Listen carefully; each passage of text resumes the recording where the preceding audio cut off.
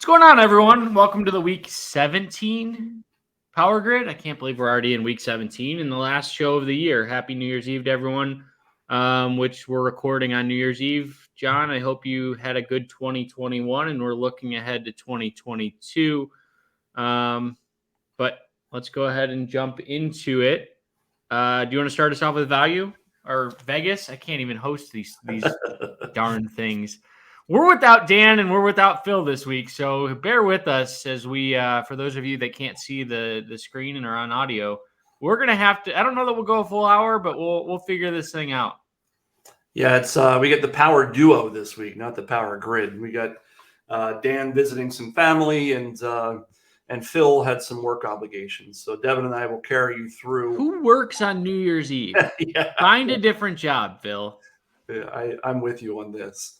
So we'll walk you through the Week 17 slate in the kind of the prelude to the show.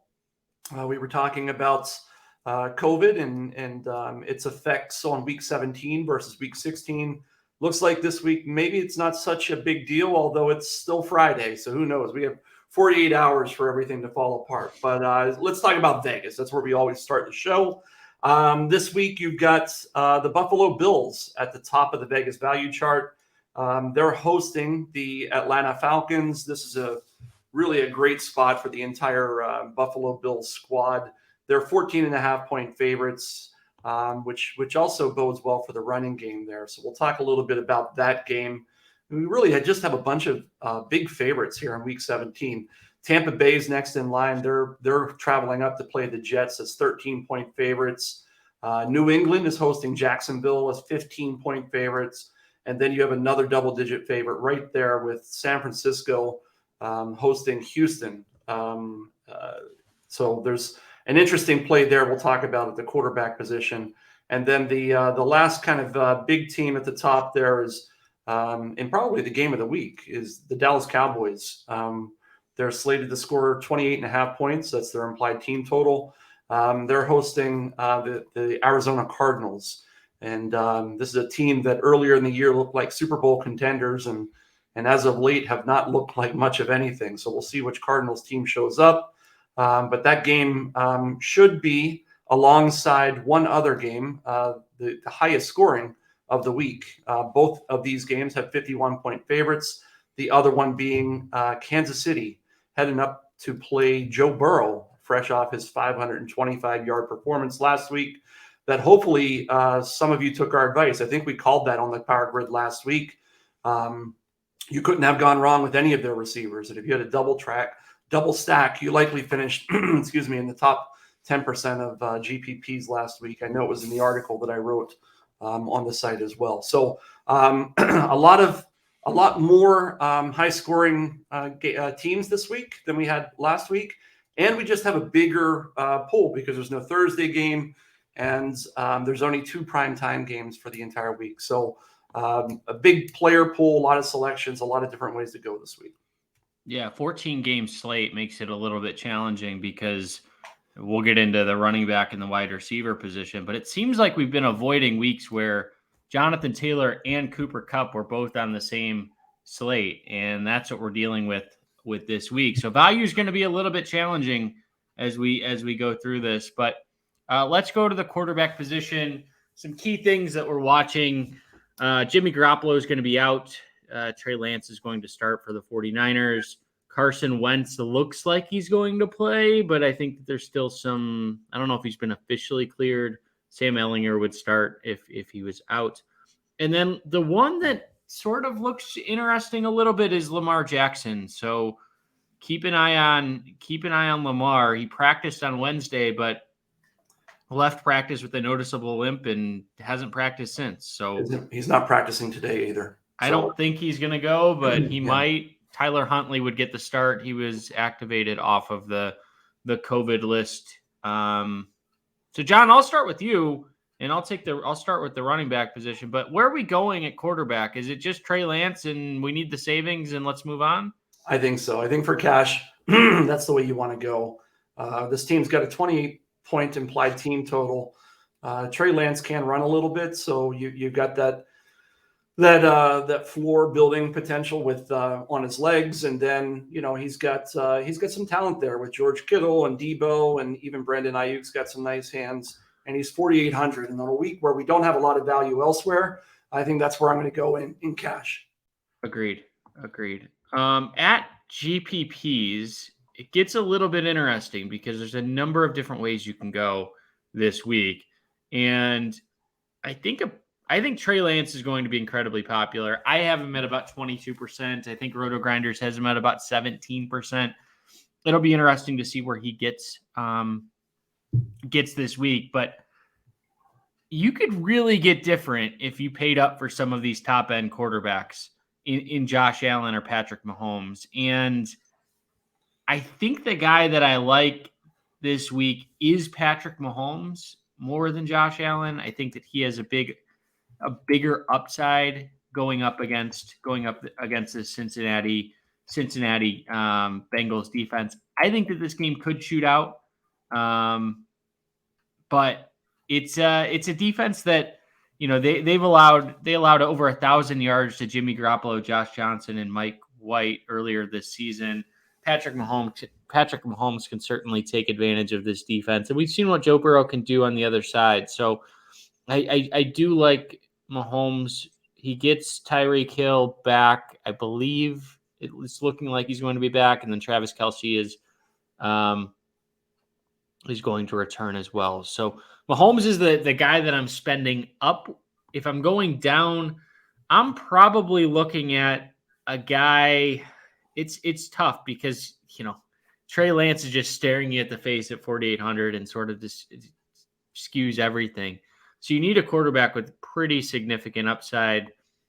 You could look at Ryan Tannehill against his former team in Miami and probably not going there. I'm going back to Baltimore, and I'm looking at Tyler Huntley. I like the rushing upside. He had 2 rushing touchdowns in his last start. If there's a guy who's potentially going to have that ceiling game that could offset the Trey Lance ceiling game, I think it's Tyler Huntley. Baltimore's pass defense is absolutely horrendous, and it's a stackable game because you could come back with, you could have Mark Andrews and you can have Cooper Kupp in those rosters. So I'm looking at those 3, but John, where am I missing? Well, I mean, I kind of like the paying up to be contrarian this week from a game strategy perspective, and I'm never going to say Patrick Mahomes isn't GPP material. So I think the call is fine there. The nice thing about playing Patrick Mahomes is you pretty much know where the ball is going to go as well. You've got Tyreek and Travis and really a big drop off to everybody else on that squad. So the issue with playing them is where you're going to go at the other positions. But again, that's the advantage, is that you're going to be unique by doing so. I like a few players this week. I like the quarterback on the other side of that. The question is, how popular is Joe Burrow going to get? He obviously showed us his upside last week, and we talked about him on the show, as I discussed already.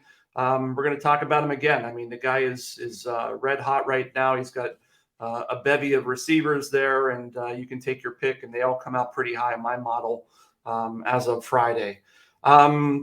Maybe on the lower ends, or in the 5K range, 5 to 6K range, 2 quarterbacks I kind of like this week. The first, and probably the one I like more, is Mac Jones. In his last 2 starts, or 2 out of his last 3 starts, he's had 300 yards passing and a pair of touchdowns in each, and he's only 5,300 this week, and he gets the tastiest matchup that he's had in some time in the form of the Jacksonville Jaguars. I could easily see him throwing here for 300. The only caveat is that they could run for 300 as well, but that's why we're recommending for GPP and not necessarily a cash game. The other player, and I'm curious what you think of Derek Carr this week. He's got upside. He's got 380, 340, 370. He's got that type of upside this season. And he's in a game this week against a pretty good defense in Indianapolis. And I think that's going to keep people off of him.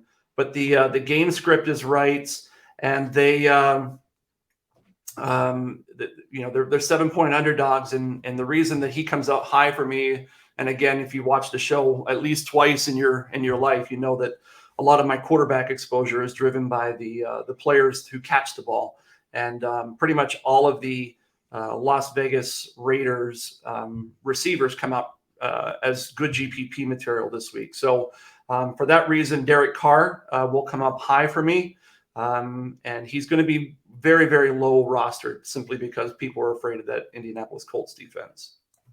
I think if Darren Waller plays, I'm more interested. I know he was added to the COVID list yesterday, so that's a little concerning. I just don't know that Carr has the upside for me, but he's going to be less than 2% owned. So Matthew Stafford, I think, is the other name that we should strongly consider here at 7,100. Had a poor game last week. I think a lot of people were on him. He was certainly one of the more popular plays. Baltimore's defense, I mean, they're allowing the most passing yards in the NFL. They're without several top starters at corner, seemingly almost across their entire defense. So I think Stafford, particularly if you wanted to play Cooper Kupp, is an easy stack there. Okay, let's jump into running backs here. Couple things to watch. I think that this could be an area that value really comes about here in the next couple of 48 hours or so. Antonio Gibson was added to the COVID list about an hour ago, so we're recording on Friday morning. James Conner looks extremely questionable / doubtful, which could make Chase Edmonds a solid play. And then it looks James Robinson is out for the year, so Dare Ogunbowale will get the start in Jacksonville. And then it looks like Eli Mitchell may return. He's still questionable, but it looks promising for him at the running back position. So I'll just go ahead and start. And I think this week it starts with Ronald Jones against the Jets. I think I've talked about it seemingly every week for the last, I don't know how long, but play running backs against the Jets. They're allowing the most rushing touchdowns, the most fantasy points to running backs. Ronald Jones looked good last week. He didn't look great, but the touches were there. He looked good. 20 carries, and then he added 2 receptions against a Carolina defense that is significantly better than the Jets. If he can get 22 touches against the Jets at what is his price? 6,300. I think he's an incredible value. I'll save a running back that I really want to discuss here in a little bit, but I'm going down. I'm looking at Jarrett Patterson going up against this Philly defense. I need value, and at 4,800, Patterson has looked good. If Antonio Gibson is out, I think that he's interesting, certainly to get 12 to 15 carries, hopefully more. This is a guy back at Buffalo that basically set a ton of records in college. He's averaging about 4 yards a carry, but hasn't really been given that strong opportunity. So I do think that he is certainly interesting. I don't know that he's cash viable. If you need the savings, you could certainly do it. And then how do we decipher a bunch of these guys? Like, are we looking at Rex Burkhead, who had 150 yards last week? Are we looking at Dare Ogunbowale? I think that he's potentially interesting against New England, but are they going to be so far behind that they're going to have to throw the ball? I don't know. Chase Edmonds certainly becomes a cash game play if James Conner is out, but this is a tough position. Yeah, it is a tough position this week. I think I'm staying away of Rex Burkhead. That was a career day for him. His price has jumped, and he's not going to have a matchup like he had last week against a very overrated Los Angeles Chargers defense. The two names I'm surprised, and maybe you're saving them for me, but the two names that pop at the top of my list this week are Sony Michel and David Montgomery. Sony Michel, over the past 4 weeks has been getting massive volume. He's only 5,800 on DraftKings. And over the past 4 weeks, he's had 24, 20, 18, and 27 carries. And, half a dozen catches across that same time span. Not to mention 3 games over 90 yards, 2 of which were 100-yard bonus games. So he's only 5,800. The matchup against Baltimore is, I guess, average. It's not bad. I don't think Baltimore has the defense they used to have, but they're, certainly when you get that type of volume, it's worth consideration for cash games.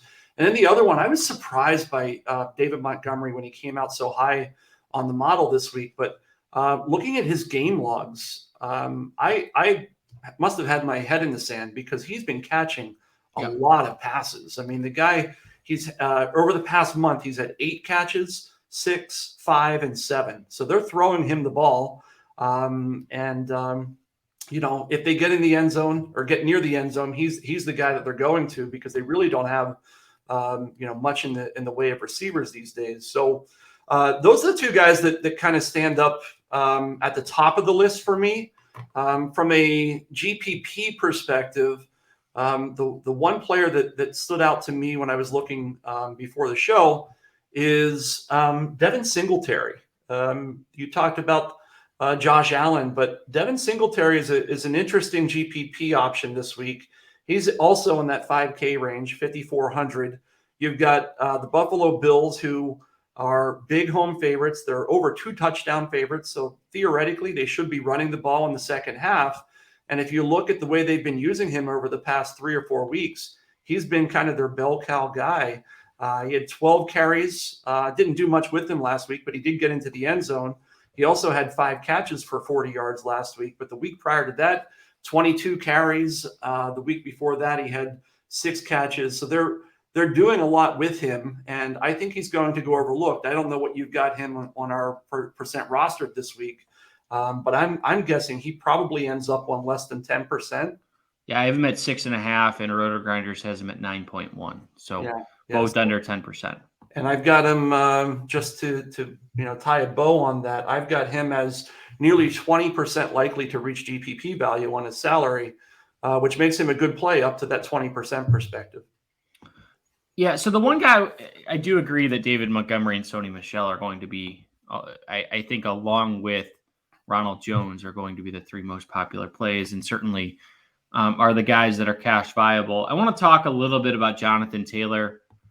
Disappointed last week, although disappointed is relative because he had over 100 yards against Arizona on Christmas night. But going up against a Las Vegas defense that it's sort of been hit or miss when it comes to defending the run. So Nick Chubb did have a pretty good game a couple weeks ago against his defense.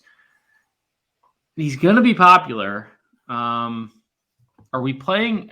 I guess we should lump these guys together, whether it's Kupp and Taylor. Are we playing either one of these guys? It's going to be tough outside of cash games. I've got Jonathan Taylor as 15% likely to achieve GPP value, which is actually pretty good given he's got a $9,000 salary. I don't hate the play. I think I'll probably be somewhere in that area in terms of my exposure. But I think if you're gonna go one way or the other, I suspect you're not going to get both of those guys into your cash game lineups. If you've got to make a selection or a choice, Cooper Kupp's 9,500, if I'm not mistaken, right? That's right. Yeah, so I save the 500. I go with Jonathan Taylor as a home favorites against a Vegas defense that's susceptible to the run. I think he's the better play of the 2.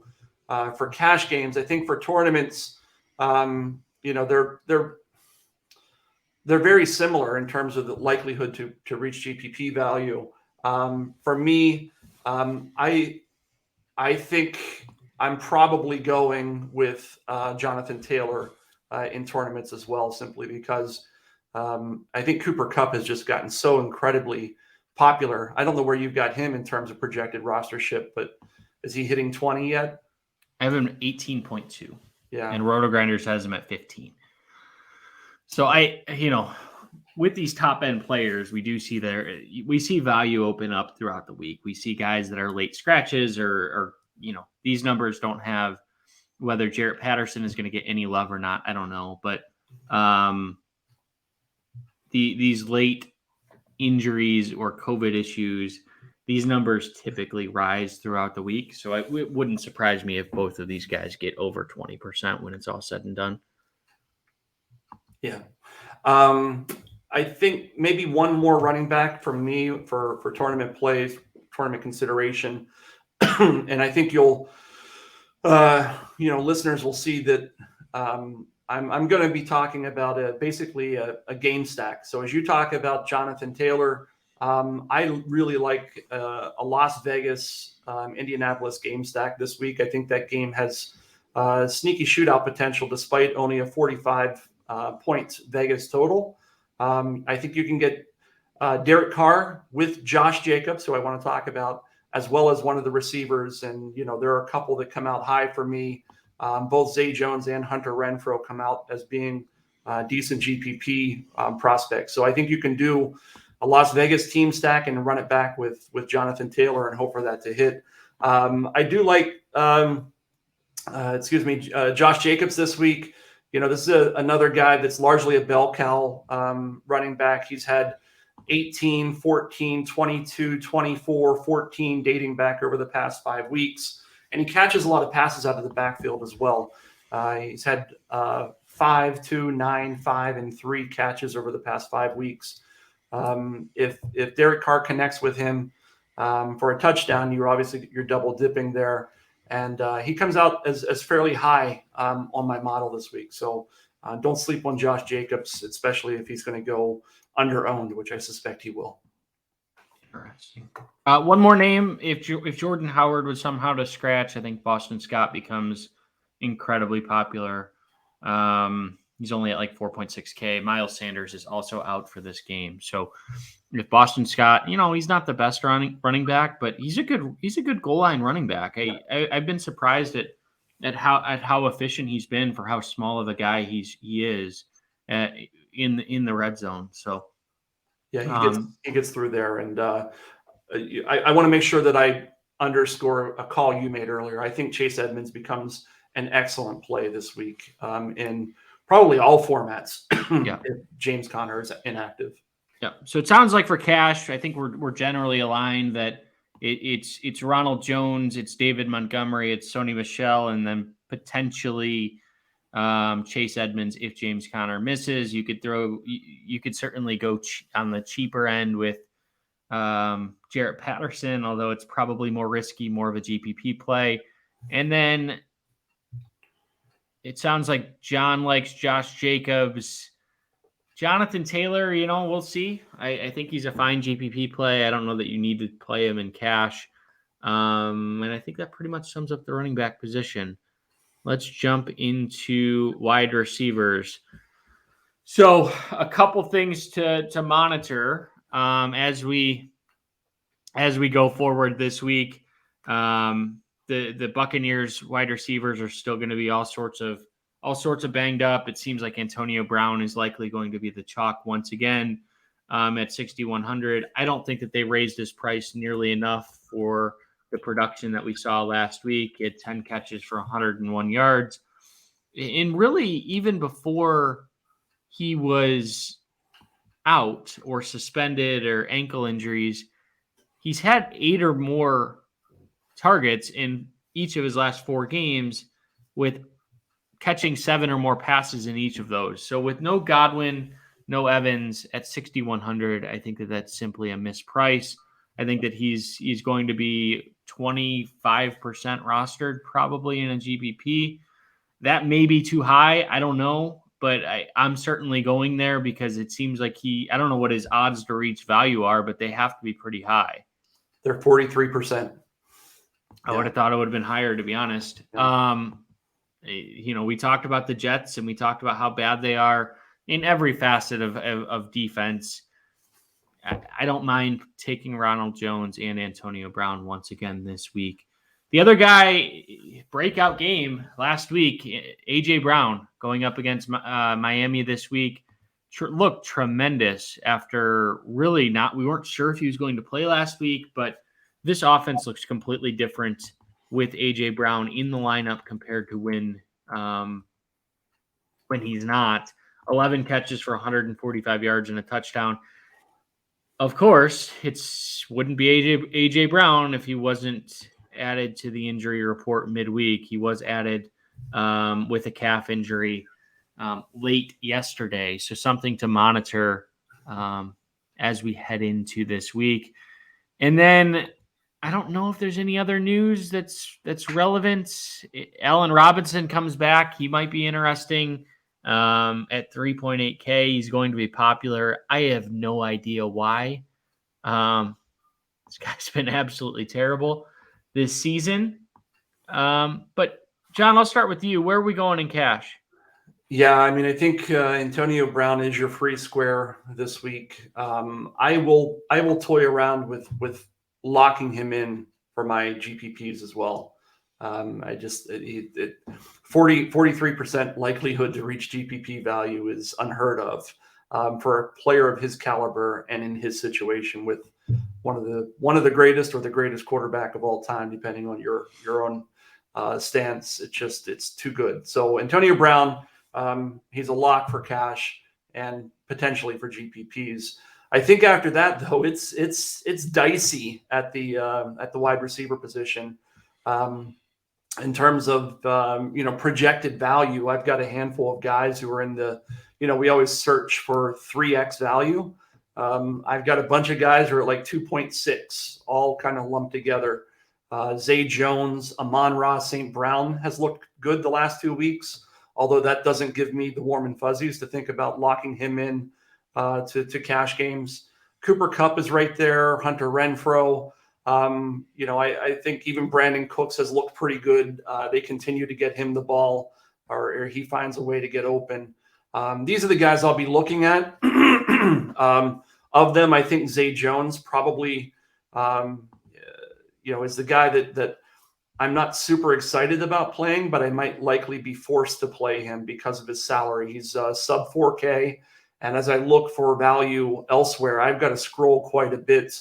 The next cheapest player who I won't play in cash games, but comes up as the next option at that level is Laquan Treadwell. So give me Zay Jones with his 24 targets over the past 3 weeks.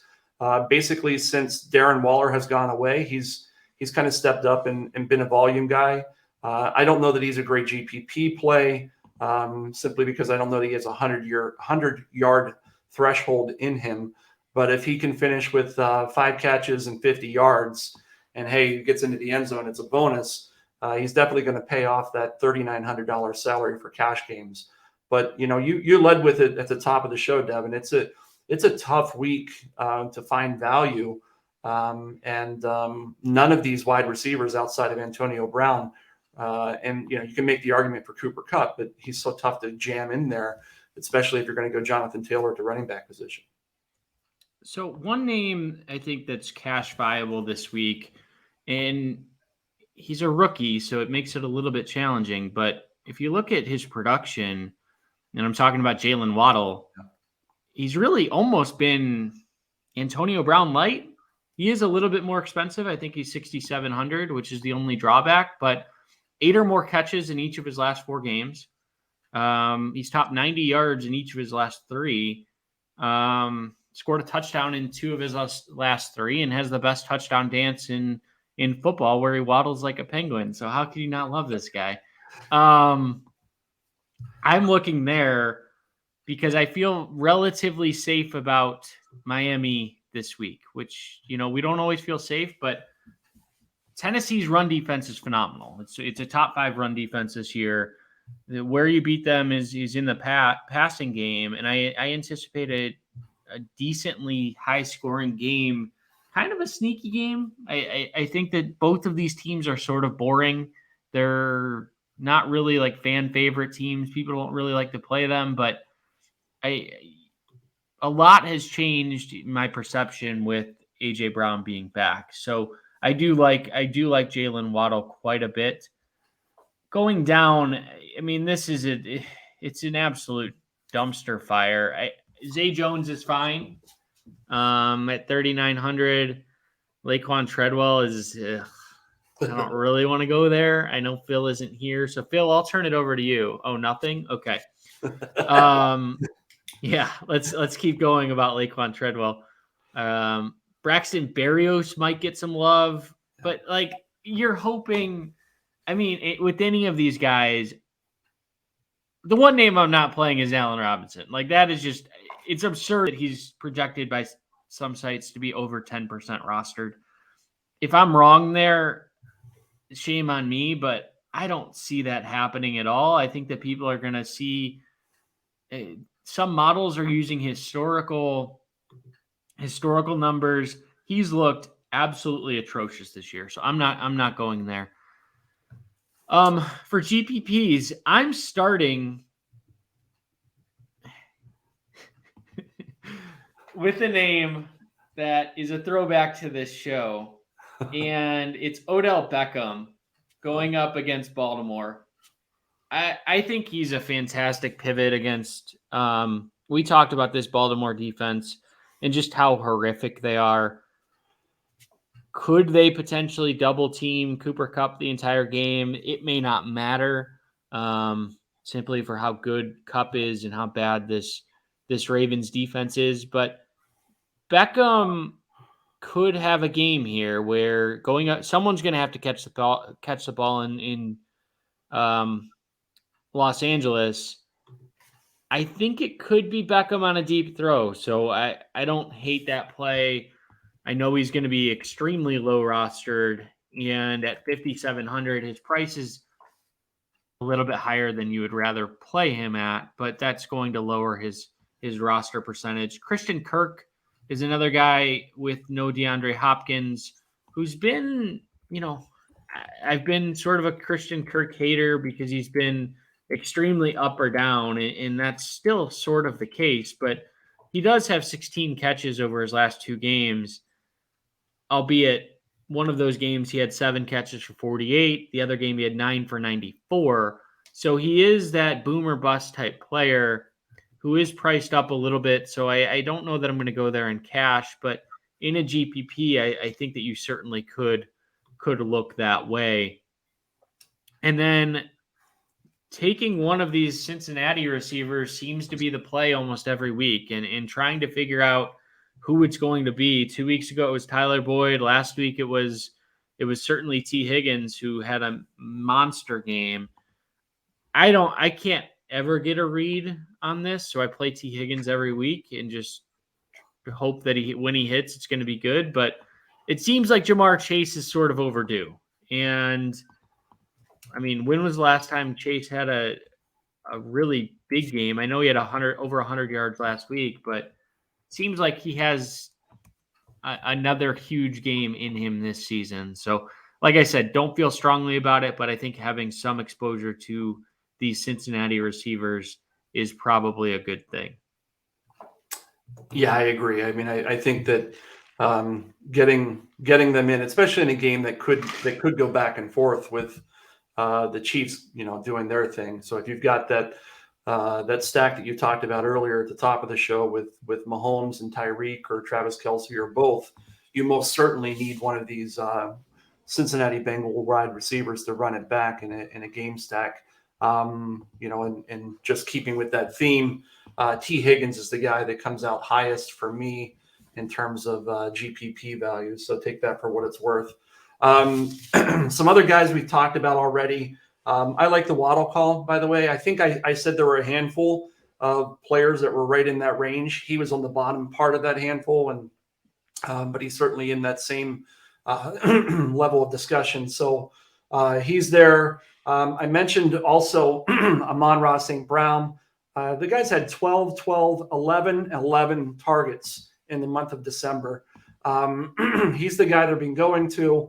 And you may see that with DeAndre Swift coming back, he's going to be popular. I suspect DeAndre Swift will probably he'll probably be in 20% of rosters. And so from that end, it could be a nice pivot away from him to Amon-Ra St. Brown for tournaments. Other guys on my list, you mentioned Braxton Berrios. Last week, if you follow what some of the sharper players in the industry do every week, and I do that every Sunday, it's my first thing at 1:30. I download what everybody, all the best players are playing. Braxton Berrios was really sharp last week. I suspect he might be sharp again this week. And he's, he got a touchdown last week on a special teams kick return. And his price, I think, actually went down, if I'm not mistaken. He's 3,700. Two other names. One of them is Tyler Lockett going up against Detroit in that same game we just talked about, 6,400. He comes off as being a pretty sharp play for me this week. He's about 15% likely to reach GPP value. I don't know where you have him in terms of projections, Devin. Lockett, I have at 4.1%. Yeah, I mean, that makes him a really stellar GPP play when he's 3 or 4 times under owned. And then the other player, and I hate to talk about this player because I feel like we talk about him way too much. But again, he's a guy, and that's Jacoby Myers. He's coming out as being a pretty decent GPP option for me this week. He's got, over the past 2 weeks since he's returned from injury, he had 12 targets in week 15 and 8 targets last week. He's right in that same area for me in terms of likelihood to reach GPP value. And he's pretty cheap at 5,100 in a plush matchup against the Jacksonville Jags. So don't sleep on Jacoby Myers this week. So, yeah, I didn't expect to hear Jacoby Myers, but looking at his game logs, he's basically the same player as DJ Moore. And I will tell everyone, stop playing DJ Moore in GPPs, for the love of God. Every week he's 15 to 18% rostered, and just stop doing it. The guy's scored 1 touchdown since week 3. So, and he's topped 100 yards once this season. Now, with that said, he's probably going to have the game of his life, but such is fantasy. Sam Darnold is going to start. It appears he's going to start, at least for Carolina. All right, let's jump into tight ends. This is an absolute dumpster fire. So we've been talking about pricing most of the day, and DraftKings decided, hey, we're going to price everyone above $5,000 this week. And normally we're bargain hunting here for the tight end position, but it's pretty slim pickings when it comes to under $4,000 tight ends, which is typically where we want to go. We're looking at guys. It's bad. We're in the Cole Kmet range, and I think he's going to be the most popular player. 10 catches over his last 2 games. You're hoping for 8 to 10 points. Doesn't have a touchdown this season, which I don't love, to be honest. Certainly in a GPP, it seems like Jimmy Graham is more of the red zone threat there in Chicago. So I don't know that you can play. I would play him in a GPP at 15% roster percentage. I understand that he's going to be popular, but looking at a guy like taking a shot on a Jared Cook or a Tyler Higbee might be a better play from a GPP game strategy if they're going to be 5 times less popular than Kmet. But I think Kmet is going to be the relative chalk cash game play this week. It wouldn't be the power grid if I wasn't talking about Mark Andrews with Tyler Huntley. He's my favorite GPP play. We've seen when Huntley is in the game that Andrews gets a vast majority of the work. Both of the quarterbacks for Baltimore were out last week, so we didn't see either of them. But Mark Andrews, I think, is still in line at 7,400. He's going to have to force you to be different. And Mark Andrews, even with Josh Johnson, had 8 for 125 and 1. So I completely wrote him off when Huntley was out. But he's topped over 100 yards and scored a touchdown in 3 straight games, which is Cooper Kupp level. with no Lamar Jackson this week. I think he is certainly underpriced at 7,400, as crazy as that sounds. So that's sort of where I'm going. I'm either paying all the way up to Andrews, or I'm going down to Komet or in cash. Well, let me clarify. I'm going to Komet in cash. I can't afford Andrews. I don't think there's any way you can afford a $7,400 tight end without making significant sacrifices, such as Braxton Berrios or some of these other guys. But from a GPP perspective, I'm looking at either Mark Andrews or going down to the Higbee / Jared Cook range, which I don't feel good about. Yeah, I'm with you on Komet. I think he's the play in cash games. It's just tough to get around. We talked about how there's no value really at the wide receiver position. Going Komet here and Trey Lance at your quarterback position probably gets you into that 6K threshold over at the wide receiver position, where you're going to feel better about taking Cole Komet at tight ends, where you're likely not to get blasted, than you would be taking maybe Zay Jones, which is a name that doesn't make any of us comfortable, for $500 more, no less. So, or you take both and you go to Cooper Kupp. Komet's the only way you could get a Kupp or a Taylor, which I think are going to be popular in cash game plays, even though it doesn't sound like either of us are going that direction. I do think there's going to be a lot of people that go that route.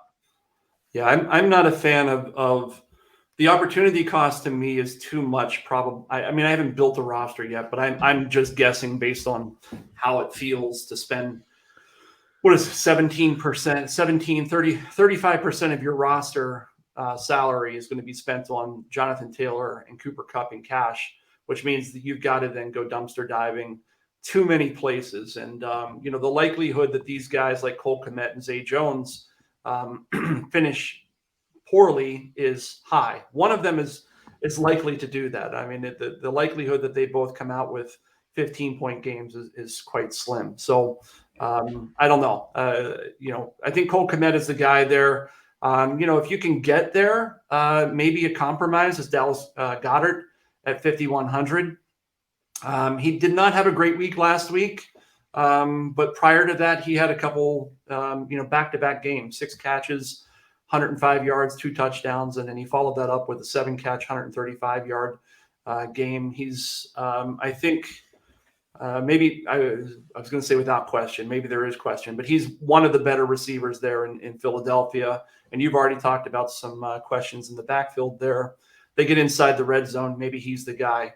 I think, that's probably the way I'm going is Cole Komet or Goedert if I can get there. For GPPs, guys like Jared Cook, he's 3,700. If Parham is not back, do you know if Parham is back? Keep talking. I can look it up. If Donald Parham's not back from that really devastating concussion he had a few weeks ago, Jared Cook is certainly a guy that I would be interested in for GPPs. Last week he had 3 catches for 44 yards, and he had a couple that were, vultured from him. And Steven Anderson and Trey McKitty actually had a few catches that week as well. But he's 3,700 and going up against the Denver Broncos in a game that that team absolutely needs to win. Do you know did you find it yet? No, it doesn't sound like he's going to be. Okay, so then that I think that ups the case for him. He's right now I've got him about 10% likely to reach GPP value, which as I'm looking at this, the highest rated tight end this week is actually Cole Komet at 13%. So there's only 4 guys above 10% likely to reach GPP value. Those are Cole Komet in order: Cole Komet, CJ Uzomah, Foster Moreau, and Jared Cook. Outside of that, it's slim pickings. I think where, from a game strategy perspective, though, and I know you just have a professed love for Mark Andrews, but I think there's real value in spending up at this position this week from a game strategy perspective. George Kittle, 7,100. He's probably not going to find his way on the 5% of rosters. Rob Gronkowski, I think, is going to be pretty popular. So if you're spending up, I think I probably avoid him for what it's worth. And who else is available? Oh yeah, Travis Kelce is going to be another guy. He's 7,300 and I don't know where you've got him on rosters, but I have him at six. Yeah. And when can you get Travis Kelce at less than 10%? So you get Mark Andrews at 4. So just play Mark. No, my love is Mark Andrews. Let me clarify, without Lamar Jackson. If Lamar Jackson plays, do not go anywhere near Mark Andrews. He holds him back too much. Well, I think you'll get what you wanted because I saw before we went live today that he's not practicing again today. So I can't see him playing this weekend. Okay. So let's jump into defenses. I think there's a couple defenses that are interesting. I'm starting with the Bears at 3,200 going against Jake Fromm. I mean, he threw for 25 yards in a quarter or in a half. He played into the third quarter and threw for 25 yards. The Bears are top 5 in sacks. That's the direction I'm going. I'm sort of forcing it this week. I don't love ever paying above 3K, but to get the combination of Mike Glennon and Jake Fromm is too good to pass up. I think from a GPP perspective, I think there's going to be a decent amount of people that pay up for the Patriots this week, knowing that Bill Belichick's history against rookie quarterbacks has been pretty strong. And then another defense that I like is, the Saints, sure. Going up against Sam Darnold, why not? But it's all the Bears for me this week. I think that they come out and they have a big game. In really what should be Matt Nagy's last game. Maybe he coaches week 18. Who knows? But I feel bad for you, Bears fans. I'm in Chicago, and Matt Nagy I've been there with Hugh Jackson. We'll just put it that way as a Browns fan. Yeah, I think you hit most of the teams that I like as well. The Bears are right there. My top 2. The Saints are the number 1 defense on my model this week. The Bills are probably interesting against Atlanta at home. I don't know what the weather, that's one thing I think we should just, we're getting ready to close up the show, but make sure you're paying attention to the weather on Sunday morning. I think last week I got a surprise later in the day when I saw it was snowing in Seattle. I had to admit that I got a little lazy on Sunday morning and didn't check the weather. We're at that time of year where weather can impact games. And you've got an Atlanta Falcons team that plays inside a dome in nice weather going up to Buffalo in January. So I think that's a decent play as well. And you called the Patriots. So those are the big ones that kind of jump off my list. I think there is. I'll give you one GPP flyer, and that's that same game that you said, the Bears and the Giants. I like the Giants as well at 2,800. They pop as a GPP candidate for me. Okay. So I don't have anything else, John. I don't know if you do, but I just want to wish everyone a happy New Year. Hopefully, everyone had a good holiday season, and we will be back for Week 18 for our final show of the year. Dan and Phil will be rejoining us. So for John and for myself, I guess, we wish you a happy New Year and hope everyone stays safe for New Year's. Don't drink and drive, please. You don't want to spend the New Year in a jail cell. So I say that every year because I know too many people that have made bad decisions and ruined their lives. So if it impacts one person, it does certainly help. So with that, we will see everyone next week. Thanks, everybody.